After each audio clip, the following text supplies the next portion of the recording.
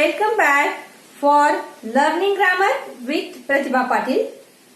Today we are going to learn in grammar very interesting topic, and that is topic number 2, nouns. Dear students, we know that a noun is a word used to name the person, place or thing. These nouns we can divide into the two main groups, that are concrete nouns and abstract nouns. Abstract nouns have no material body. We cannot experience them through our senses. They cannot be touched or seen.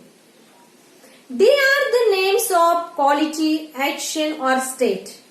For example, cruelty, friendship, beauty, etc. Next main group is concrete nouns. Concrete nouns have material body. They can be seen or touched. We can experience them through our senses. For example, table, pen, book, like that. These concrete nouns are divided into the three major kinds. Concrete nouns are divided into the three major kinds, that are common nouns, proper nouns and collective nouns. Common noun, proper noun and collective nouns. So let's see exactly what is a common noun. A common noun is a name given to every person or a thing in the same class or kind. A common noun is a name given to every person or thing of the same class or kind. For example, person, country, river, city, like that. Next, proper nouns. A proper noun is the name given to some particular person, place or thing. A proper noun means a particular name of a person, place or thing. For example, Raj, India, Ganga, Agra, like that. Collective nouns. A collective noun means a word which is used to show the collection of person, place or thing. A word which is used to show the collection of person, place or thing. For example, army, class, gang. Next point of the topic is number. Number is the form which indicates the noun refers to one or more than one. According to that, there are two types, singular number and plural number. Singular number and plural number.